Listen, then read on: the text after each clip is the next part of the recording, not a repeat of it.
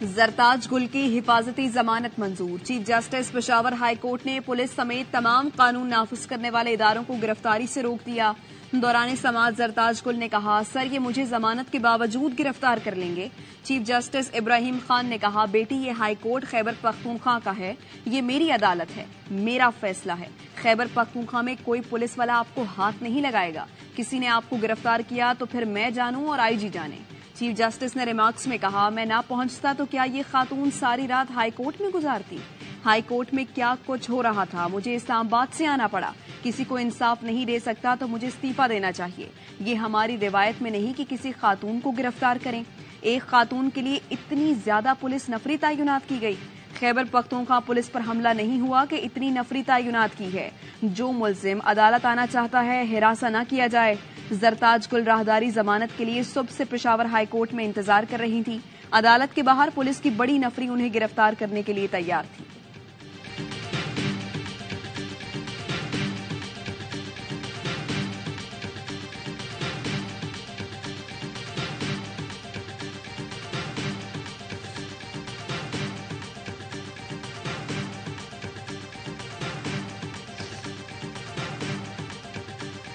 Pakistan peoples party की central executive committee meeting में सदर जरदारी साहब ने मुझे वजीर आजम के ओहदा के लिए नामजद किया है। पाकिस्तान पीपल्स पार्टी ने जिस शहर में जन्म लिया, मैं वहां वापस आया हूं इलेक्शन लड़ने के लिए। उनमें हिम्मत है, आए मेरा मुकाबला करें। मुझे पता नहीं कि मेरा मुकाबला कौन करेगा पीटीआई की तरफ से, मेरा मुकाबला कौन करेगा नून लीग की तरफ से। मैं उस लाहौर में इलेक्शन लड़ने आया हूं जहां पीपी ने जन्म लिया।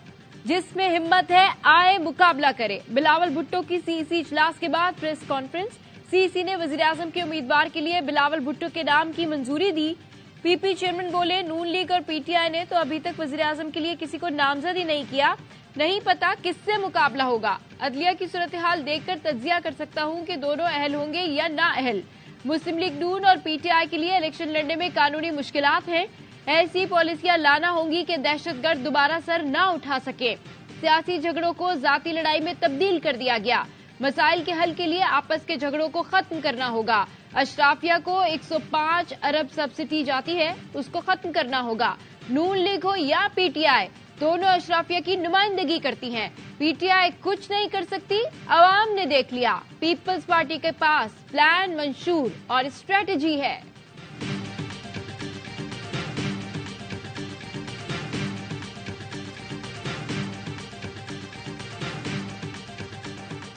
पीटीआई से बल्ला फिर छिन गया। पेशावर हाई कोर्ट के सिंगल बेंच ने हुक्म इम्तना वापस ले लिया। इलेक्शन कमीशन का 22 दिसंबर का फैसला बहाल। जस्टिस एजाज खान ने इलेक्शन कमीशन की नजरसानी अपील पर तहरीरी फैसला जारी किया।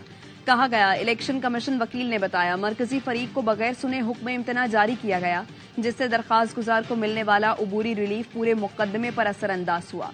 फरीकैन के दलाइल सुनने के बाद हाई कोर्ट हुक्म इम्तना वापस लेती है।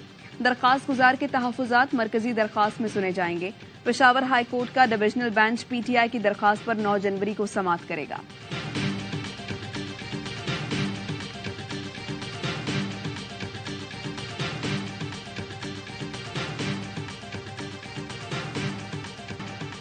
यकीन है सुप्रीम कोर्ट बल्ला वापस दिलाएगी। बैरिस्टर गौहर का फैसले के खिलाफ सुप्रीम कोर्ट जाने का इंदिया। कहा, हम सुप्रीम कोर्ट जाएंगे और जितना जल्द फैसला होगा तो बेहतरी आएगी। पहली मर्तबा देखा एक आईनी इदारा हाई कोर्ट जाकर कहता है इसे खत्म कर दो। पीटीआई से बल्ला वापस लेना बहुत बड़ा सवालिया निशान है। आप हमसे हमारी जीत नहीं ले सकते। हम तो कह रहे हैं उम्मीदवार नहीं हुए तो अंडर 19 भी खड़े करेंगे, मैदान खाली नहीं छोड़ेंगे। सुप्रीम कोर्ट बल्ला बहाल नहीं करती तो हर उम्मीदवार आजाद लड़ेगा। जो भी जीते इसमें जमहूरियत की हार होगी। आईएमएफ के नुमाइंदों से मंगल को मुलाकात हुई, ना मुआहदे से मुतालिक कोई बयान दिया। जिस अंदाज से बयान शाया किया गया वो गलत है। हम शफाफ इलेक्शन चाहते हैं। अगर शफाफ इलेक्शन ना हुए तो आईएमएफ मुआहदे समेत मईशत पर असर पड़ेगा।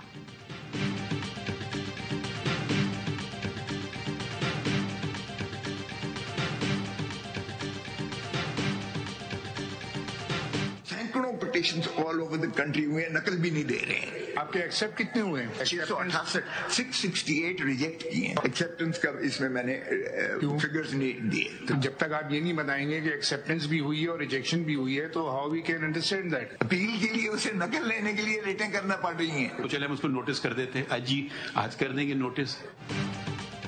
आपकी पूरी दरखास्त पढ़ ली, कोई एक वाज़ेह इल्जाम नहीं। आपने अदालत का बहुत वक्त जाया किया। सुप्रीम कोर्ट क्यों आए हैं? एक फोरम मौजूद है, वहां क्यों नहीं जा रहे? जाएं, जाकर ट्रिब्यूनल्स में अपीलें दायर करें। आप क्या चाहते हैं? सुप्रीम कोर्ट इलेक्शन कमीशन का किरदार अदा करे। इलेक्शन कमीशन ने कोई तौहीन की तो सबूत दिखाएं। पीटीआई की लेवल प्लेइंग फील्ड से मुताल्लिक तौहीनी अदालत की दरखास्त की समाअत के दौरान चीफ जस्टिस के रिमार्क्स। वकील लतीफ खोसा ने कहा, सीडी लाया हूं, सारे सबूत हैं। उम्मीदवार, तजवीज और तायद कुनिंदगान को कागजात जमा कराने से रोका गया। तशद्दुद के वाकयात हुए। पीटीआई के 668 कागजात मुस्तरद किए गए। बदतरीन प्री पोल धांधली की जा रही है। हमें लेवल प्लेइंग फील्ड दें। सुप्रीम कोर्ट के इस्तफसार पर डीजी लॉ इलेक्शन कमीशन ने बताया लेवल प्लेइंग फील्ड दे रहे हैं। सुप्रीम कोर्ट का पीटीआई की दरखास्त पर chief secretary, IG Punjab, advocate general Punjab को नोटिस। अदालत ने हुक्मनामे में लिखा, तीनों जवाब दें कि इलेक्शन कमीशन के अहकामात पर क्या कार्रवाई हुई। केस की समाअत 8 जनवरी तक मुलतवी।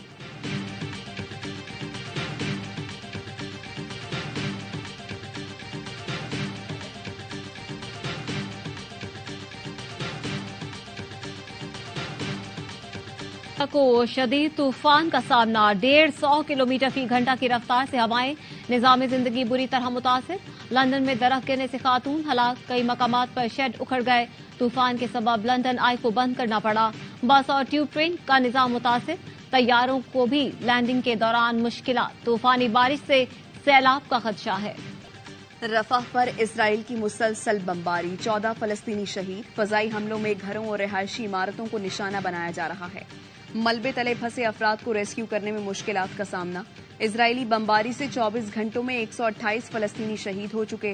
गजा में शहादतों की मजमूई तादाद 22,300 से जायद हो चुकी है, जिसमें 9,500 बच्चे भी शामिल हैं।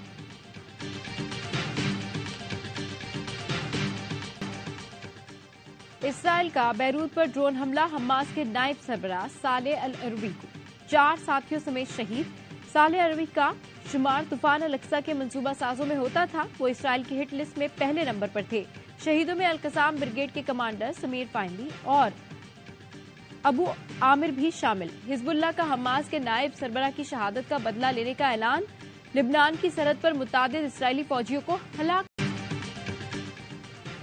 गजा फलस्तीनियों की सरजमीन है और रहेगी। अमरीका ने इजरायली वुज़रा की जानिब से फलस्तीनियों को गजा से निकल जाने के बयान की मजम्मत कर दी। अमरीकी महकमा खारजा के तर्जुमान मैथ्यू मिलर का कहना है, फलस्तीनियों की सरजमीन के खिलाफ इजरायली वुज़रा के बयानात इश्तियाल अंगेज और गैर जिम्मेदाराना है। इजराइल अमरीका के झंडे का कोई सितारा नहीं, अपने मफाद के मुताबिक फैसला करेंगे। इजराइल को शिकस्त का खौफ सताने लगा। सेहूनी वज़ीर दिफा का कहना है, गजा जंग जीती तो मशरिक वस्ता से हमारा वजूद खत्म हो जाएगा।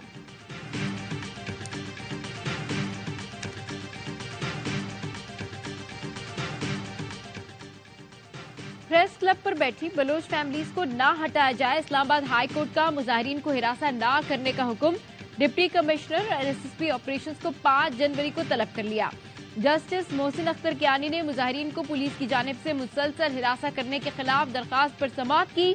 वकील ने बताया, मुजाहिरीन ने नेशनल प्रेस क्लब के बाहर धरना दिया है। पुलिस हिरासा करती है, रात को तंग किया जाता है। अदालत ने पूछा, क्या बलोच मुजाहिरीन पेशकदमी भी करते हैं? वकील ने बताया कि मुजाहिरीन सिर्फ बैठे हैं, पेशकदमी नहीं करते। जस्टिस मोहसिन अख्तर कियानी ने रिमार्क्स दिए, वैसे तो लोग शारह दस्तूर पर 3-3 माह धरना देते हैं, जिसमें अदालतों को भी गालियां दी जाती हैं।